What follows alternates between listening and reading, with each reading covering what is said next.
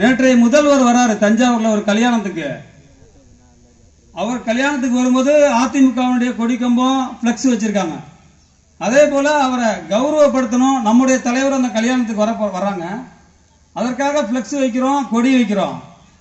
அதிமுகவுடைய பொறுப்பாளர் என்ன பண்றான், நம்மளுடைய கொடியை பிடுங்கி தூக்கி போட்டு அவருடைய கொடியை நட்டாங்க.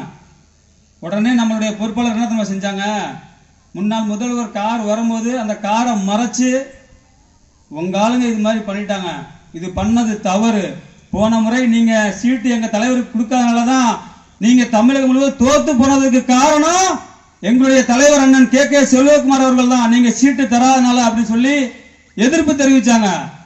அதே போல இன்றைய முதல்வர் ஐயா ஸ்டாலின் வரும்போது அவருடைய காரை மறைக்கத்தான் போறோம், மறைச்சு வலையர் புனரமைப்பு வாரியம் என்ன ஆச்சு என்று கேட்கதான் போறோம். கேட்போமா? கேட்போம். தமிழக முதல்வராக இருந்தாலும் சரி, பாரத பிரதமராக இருந்தாலும் சரி, வலையனுக்கு ஏதாவது ஒண்ணா எதிர்த்து நின்று கேள்வி கேட்போம். கேட்போமா? கண்டிப்பா கேட்போம். வலையர் புனரமைப்பு இன்ன வரைக்கும் அமைக்கல, என்ன காரணம்னு தெரியல. இந்த பாராளுமன்ற தொகுதியில நம்ம எவ்வளவு ஓட்டர்ஸ் இருக்கோம் தெரியுமா? அங்க இருக்கவங்களுக்கு 3,70,000 இருந்து 4 லட்சம் ஓட்டர்ஸ் இருக்கும். அறந்தாங்கில 1,10,000 ஓட்டர்ஸ் இருக்கும். எத்தனை கிராமத்தில் தெரியுமா வலையர்கள் இருக்கும்? 180 இருந்து 200 கிராமம் இருக்கும். 200 கிராமம் இருக்கும். அடுத்து பாத்தீங்கன்னா திருச்சுழியில நம்மளுடைய ஓட்டு 80,000. கிராமங்கள் பாத்தீங்கன்னா 100 கிராமத்துல இருந்து 125 கிராமம் இருக்கும். அடுத்து பாத்தீங்கன்னா ராமநாதபுரம் தொகுதியில வலையருடைய வாக்கு 90,000 இருக்கு. கிராமங்களும் 150 கிராமம் இருக்கு. திருவாரணை தொகுதியில 80,000 ஓட்டர்ஸ் இருக்கும். கிராமம் எவ்வளவு தெரியுமா இருக்கும்? 100 கிராமத்துல இருந்து 120 கிராமம் இருக்கும். அதே போல பரமக்குடி சட்டமன்ற தொகுதியில நம்மளுடைய வாக்கு 30,000 இருக்கு. 30,000 இருந்து 40,000 இருக்கும். 60 கிராமங்கள் நம்ம இருக்கோம். அதே போல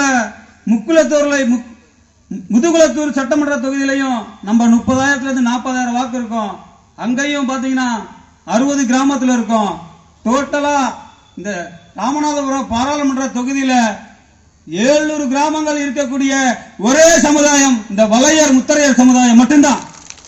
அதிக பெரும்பான்மை உள்ள ஓட்டு 3,70,000 இருந்து 4 லட்சம் வாக்கு இருக்கக்கூடிய ஒரே சமுதாயம் இந்த முத்தரையர் சமுதாய மக்கள் மட்டும்தான் அப்படின்றத உணர்ந்து இனி வரும் காலங்கள்ல ஜெயிக்கிறவன் தோப்பான், தோக்குறவன் ஜெயிப்பான். 10 தொகுதியில மாநாடு நடத்திருக்கோம். இது 8வது மாநாடு. 8வது மாநாடு எதுலமே ஊடகத்துல வரல. ஏன்? நாங்க 4 பொம்பளைய வச்சுட்டு காவாலையான தான் நீங்க போடுவீங்களா உங்க செய்தியில? இல்ல 3 சீட்டை எடுத்து வச்சுக்கிட்டு இப்படி வெட்டு சீட்டை போட்டுக்கிட்டு அப்படி இப்படி போட்டாதான் போடுவீங்களா? உண்மையா உழைக்கிற சமுதாயம். நாங்க 1 ரூபா கோட்டு கொடுக்கல, பிரியாணி கொடுக்கல, சேலை கொடுக்கல, அவங்க உழைப்புனால வந்து உட்கார்ந்து இருக்காங்க. அந்த ஊடகம்லாம் எழுதுங்க. தினத்தந்தி, தினமலர், என்ன அந்த பேப்பர்ல நான் தூங்கிட்டு இருக்கீங்களா? எழுதுங்க. அதிமுக திமுக மாநாடு போடணும்னா கோட்டு கொடுக்கணும், பிரியாணி கொடுக்கணும், காவாலய பாட்டு போடணும். எதுவுமே பண்ணாம தன்னுடைய தலைவன் முகம் பிராண்ட் சொல்லுவான்.